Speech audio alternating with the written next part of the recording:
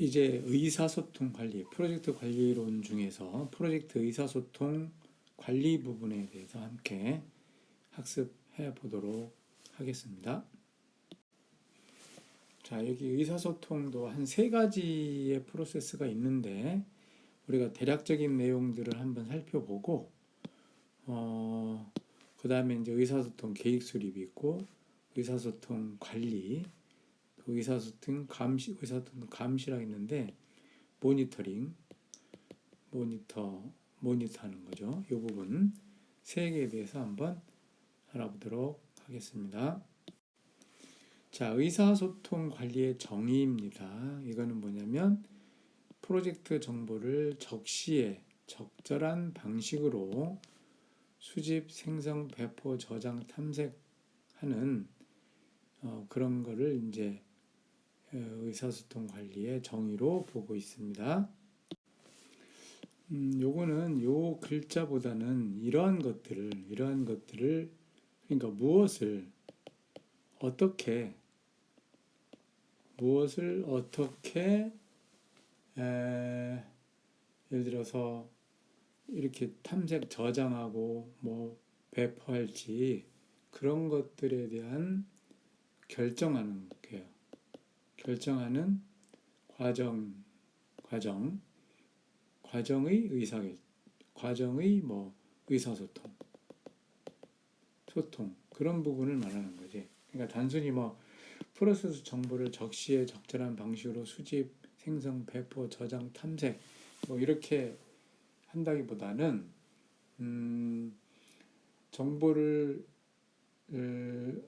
이러한 것들, 정보를 어떻게 생성하고 또 어떤 정보를 대상으로 해서 생성, 수집, 배포, 저장, 탐색할지를 결정하는 거다. 넓은 의미의 의사소통이 이거다라고 이해를 하면 될 것 같습니다.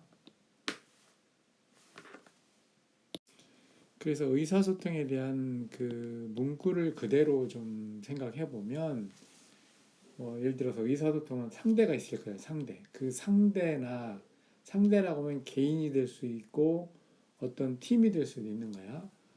그 상대의 어떤 행위를 변화시킬 수 있는 의도를 갖고 있어야지. 어떻게 하겠다라는 그 의도를 가지고 두 사람 이상이 정보를 표현하고 또 이해하는 그런 과정이 의사소통이 되겠고, 그 다음에 이제 이 소통인데, 소통의 관리니까, 관리는, 이거를 어떻게 할지에 대한 의사결정을 하는 것이 의사소통 관리라고 생각을 하면 되겠죠.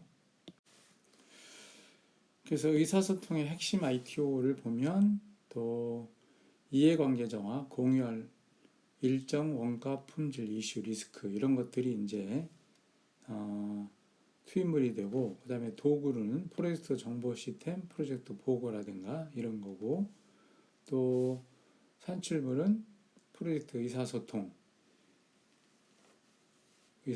할 그런 내용들이 의사소통 자체가 산출물이 되는 거죠.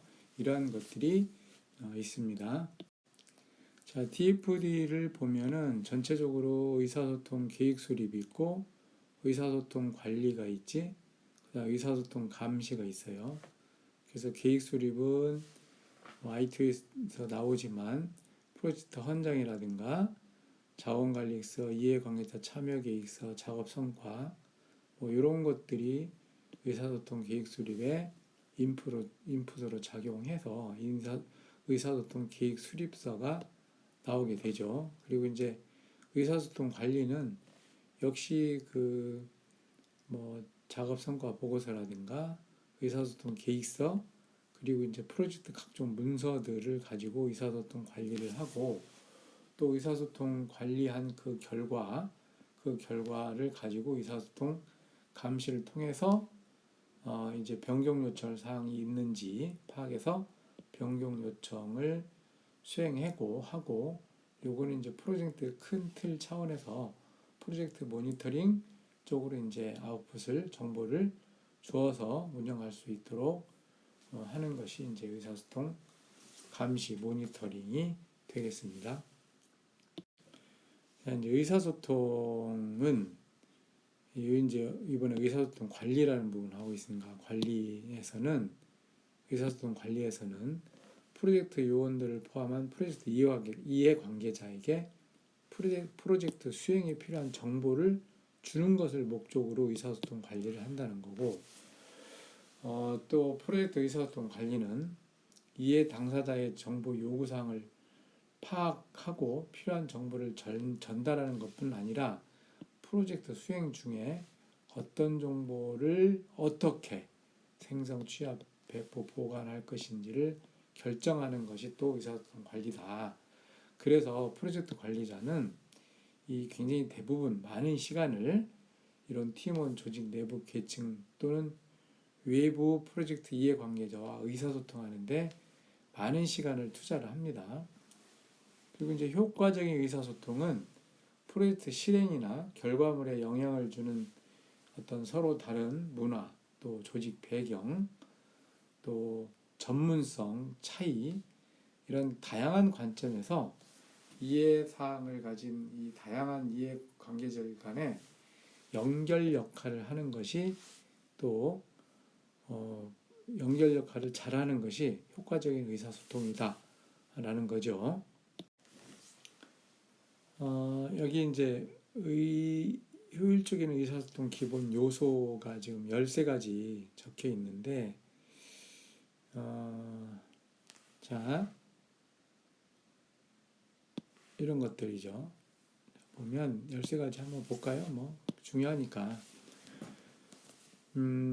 언제나 대화를 통해서 문제에 접근한다. 문제 접근할 때 혼자 독단적으로 하지 말고 대화를 통해서 하자는 거지. 또 상대방의 말을 듣고 난 다음 질문한다. 말을 가로채지 않고 인내심을 가지고 이제 이런 것들을 잘 해야 되는 거예요. 그지? 상대방을 비난하지 않고 존중한다. 사람은 다양한 특성을 가지고 있는데 나하고 맞지 않는다 해서 비난하면 의사소통이 안 되는 거예요. 자, 그 다음에 오고 가는 대화 내용을 자주 요약한다. 그러니까 상대방에 대한 관심을 가져야 대화가 되는 거거든. 그러려면 자주 요약하는 게 좋아요. 감정을 배제한다. 감정이 이입되면 결정을 잘못할 수도 있고 또 상대방의 마음을 상하게 할 수도 있는 거야. 물론 이제 기분 좋게 할 수도 있지만, 자, 목표를 자세하게 밝힌다. 중요한 거죠. 왜 의사소통 하는지야. 또 관계를 성장시키는 선에서 확고한 태도를 취한다. 그러니까 이것도 아니고 저것도 아니고 하면 안 돼. 명확해야 돼요. 작은 신호도 놓치지 않는다. 말을 서로 직설적으로 안 할 수도 있잖아. 그래서 그 사람의 심리 상태, 또 생각 이런 걸 읽으려면 작은 신호를 잘 캐치를 해야 돼요. 인식 차이를 논의한다. 항상 보면 바라보는 관점이 다를 수 있어요. 그에 대해서도 필요하면 공감을 하려면 이제 논의하는 게 좋아요. 또 상대방의 약속하는 방식을 이해한다. 상대방이 이해하는 방식 중에 하나지. 결정하기 전에 상의한다. 그렇지. 이미 다 결정해놓고 말하면 어떻게 되겠어? 대화가 안 되죠. 내가 통제할 수 있는 부분에 집중한다. 이게 이제 효율적인 의사결정, 의사소통하는 방법 중에 하나예요. 누가 옳은지 논쟁하지 않는다. 옳고 그른 게 아니라 다릅니다 라는 얘기가 있죠. 서로 관점의 차이도 있기 때문에, 인식의 차이도 있기 때문에 옳고 그른 게 아니라 서로 다르다는 점을 가지고 협의를 해야 되는 거죠. 여기 이제 스튜어트 다이아몬드 씨는 이런 얘기예요. 협상에서는 당신의 말보다 상대방의 말이 더 중요하다는 사실을 잊어서는 안 된다. 당신이 전달한 의미보다 상대방이 받아들인 의미가 더 중요하다는 뜻이야, 이게. 그래서 상대방이 어떻게 받아들일 것인지, 어떤 생각을 하고 있는지 이렇게 말하면 상대방이 생각한 방향대로 받아들이는 경향이 있기 때문에 이런 부분들을 유의를 해서 대화를 해야 되는 거죠. 자, 의사소통과 관계라 했는데 관계는 그 상대방과의 관계를 말하는 거예요.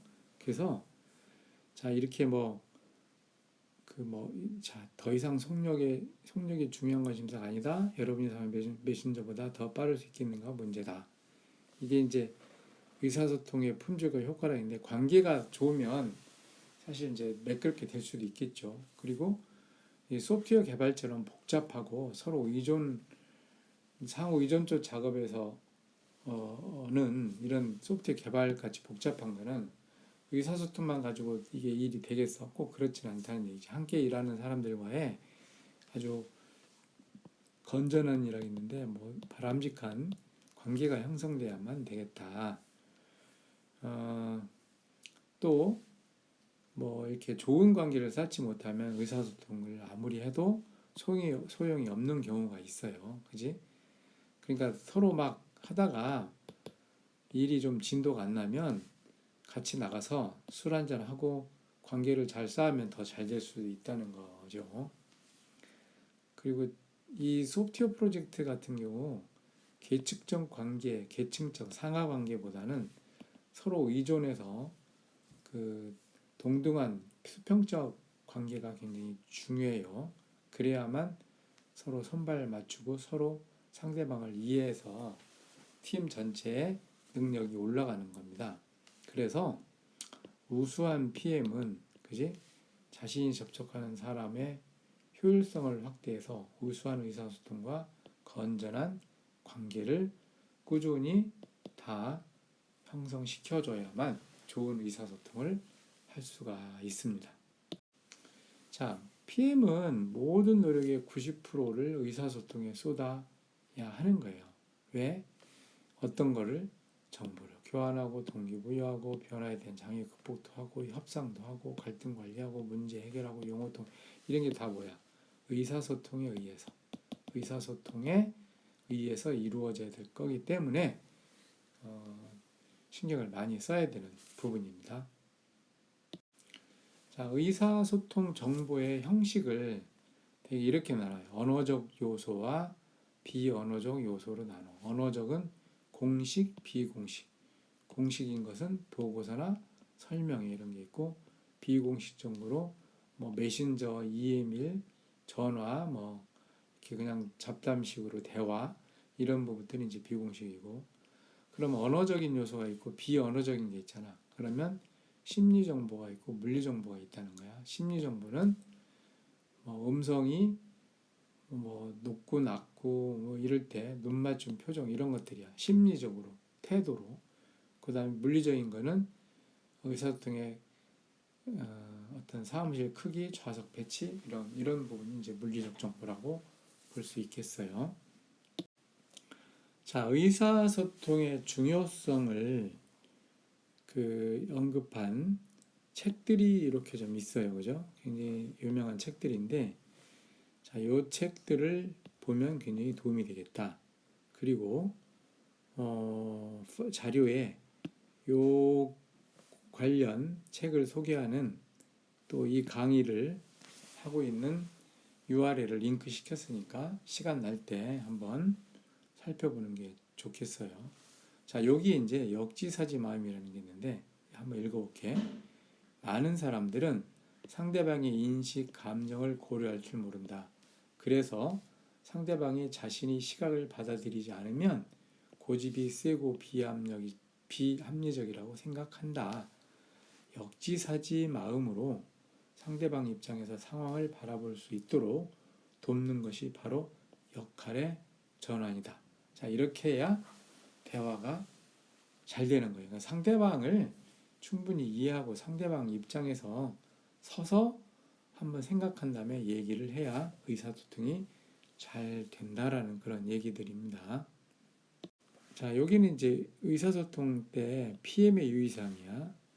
자, 한번 보면 팀원의 비공식 의사소통이 활발하도록 해야 된다. 자꾸 대화하게 만들어야 되는 거예요. 상대방이 원하는 정보를 제공한다. 단순히 지시만 내리는 것이 아니라 쌍방향 의사소통을 한다. 그리고 지시하면 반드시 다시 확인해야 돼. 그 이제 예를 들어서 내가 상급자고 또 하급자가 있다고 그러면 또는 이제 뭐 동료들도 있을 수 있잖아. 동료들 간에도 뭔가를 대화하면 반드시 다시 한번 그 서로 대화를 해서 확인하는 절차가 필요한 거예요. 예를 들어서 하급자도 상급자가 지시를 내리면 이게 맞습니까? 하고 확인하는 태도. 그래서 서로 항상 쌍방향으로 소통하는 게 굉장히 중요하다. 부정적 사고를 확산시키는 의사소통 장애를 제거한다. 의사소통하는 거는 좀 프로젝트를 성공적으로 끝내기 위해서 하는 거니까 부정적 사고를 확산시키는 거는 프로젝트에 전혀 도움이 안 돼요. 그래서 늘 긍정적인 사고를 갖도록 하고 쌍방향으로 의사소통이 잘 되도록 하는 그런 분위기를 만들어줄 필요가 있습니다. 그리고 이제 의사소통이 잘 이루어지는 프로젝트 상황실 같은 전용 공간을 활용해서 거기에 여러 의사소통 도구들도 놓는 거예요. 예를 들어 벽에 여러 가지 차트들 또는 업무에 대한 정보들을 배치해 놓으면 이걸 가지고도 서로 의사소통이 이루어진다고 볼 수가 있어요. 회의는 다 의사소통 덩어리죠. 그죠? 의사소통 덩어리야, 회의는. 그래서 회의를 잘 하는 것은 곧 의사소통을 잘 하는 거다. 그럼 회의를 잘 하려면 회의 절차를 사전에 정한다. 꼭 필요할 때만 회의한다. 회의 목적을 명확히 하고 주제에 따라 진행하고 팀원 적극적인 참여를 권장하고 모든 회의를 팀 구성의 일환으로 생각한다. 또 회의 결과를 정리하고 참석자에게 배포한다. 자, 이런 게 굉장히 중요해요. 회의가 회의로 끝나면 안 되지. 회의 결과를 공유하고 필요하면 확인하고 하는 절차를 가져야만 좋은 의사소통, 좋은 회의가 될 수 있습니다. 자, 여기는 이제 의사소통 관리, 계획 수립이죠. 맨 먼저 이제 하는 계획 수립인데, 이해 관계자의 정보 요구 사항과 또 여러 가지 가용한 자원들이 있는데 이것들을 고려해서 이제 프로젝트 수행에 필요한 의사소통 계획을 수립하는 거죠.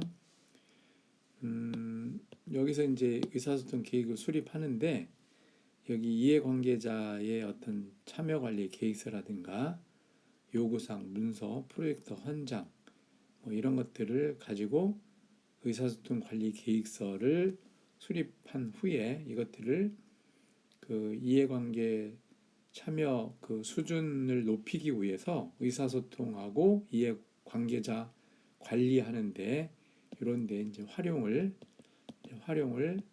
하게 되는 것이 이제 이 DFD 전체에 대한 설명이 되겠습니다.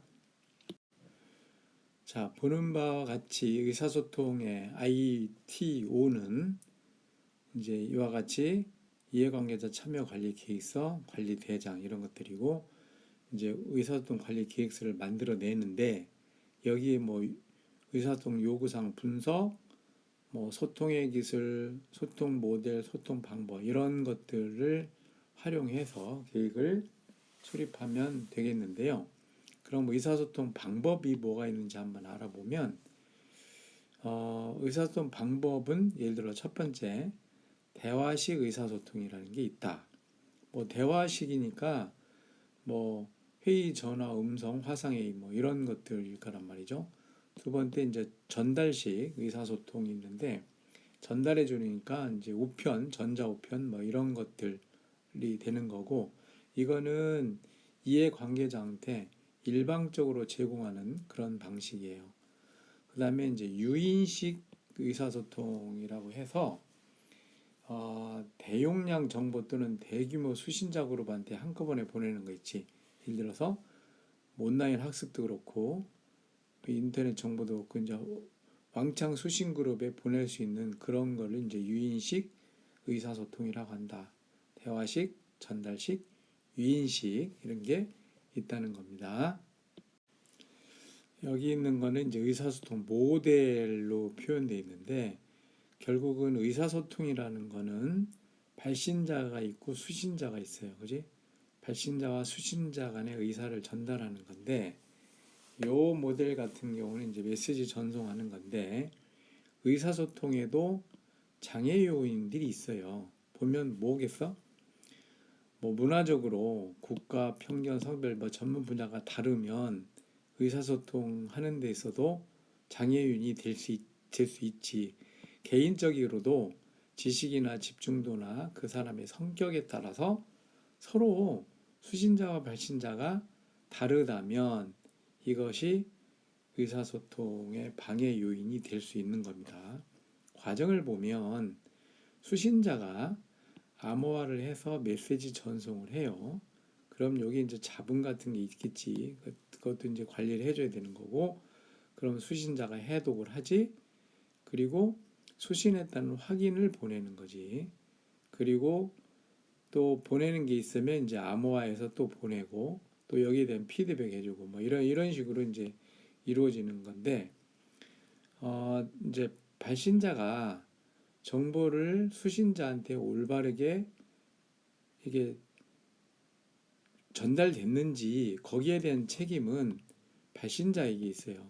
데이터를 전송한 발신자에게 있어. 그래서 발신자가 수신했는지를 확인하는 그 절차를 꼭 넣어서 그런 책임 소재에 당황하지 않도록 그렇게 하는 것이 굉장히 중요하다라고 보여져요.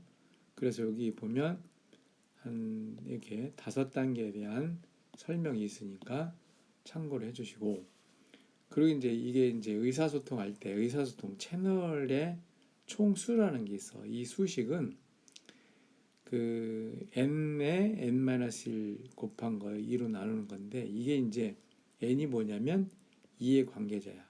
예를 들어서 이해관계자가 10명 있다 그러면 10, 10-1, 2 얼마야? 90이네. 그러면 45. 45개의 의사소통 채널이 있다. 이렇게 하는 겁니다.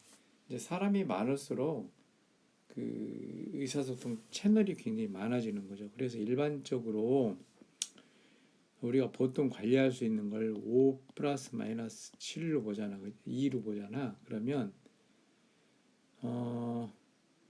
그 5 마이너스2면 3이라면 3이라면 이렇게 해서 한 3개 채널부터 해서 그지? 그 다음에 7 플러스 마이너스 2다. 7 플러스 마이너스 적절한 게 7 플러스 마이너스이면 5면 4, 5, 20에 10개 채널 10개 채널 최소한 5일 때는 다 10개 채널이 형성이 되는 거고, 7개 7 플러스 마이너스 9개일 때는 9개 때는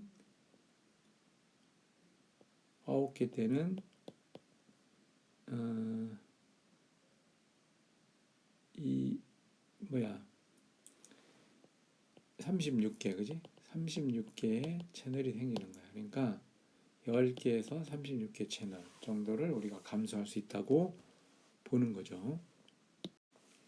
자, 그리고 의사소통 계획서에는 어떤 항목들로 되어 있느냐, 이제 그런 부분인데, 이러한 사항들이에요. 보면 뭐 이해관계자 정보 요구량, 요구사항, 언어, 의사소통 언어 형식 내용, 정보 공유의 이유, 배포 주기, 배포자, 승인자, 수신자가 누군지, 정보 공유 기술은 뭔지, 의사소통을 위한 시간, 자원, 비용, 그 다음에 요거 에스컬레이션 프로세스, 소통관리 계획서 업데이트 주기, 기밀정보관리, 공통용어, 정보 흐름도, 의사소통 제약, 의사소통 템플릿 이런 게 있어. 그러니까 요게 일종의 의사소통 계획서 만드는데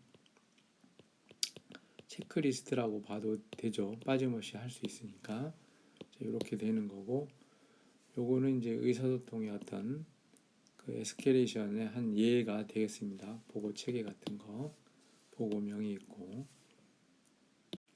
자, 여기는 이제 뭐 의사소통 계획 수립의 전체 ITO가 되니까 요거는 한번 참고해서 보면 되겠어요. 예를 들어서 대인관계 팀 기술하는 방법이 의사소통 양식을 평가하고 정치적 인식, 문화적 인식 뭐 이런 것도 있는 거예요. 지금 그래서 앞에서 이제 얘기한 게 의사소통 기술, 모델, 방법 이런 얘기 했지만 뭐 데이터 표현하는 방법, 회의 뭐 이런 부분도 같이 도구로서 들어 있다는 걸 한번 확인할 수가 있습니다.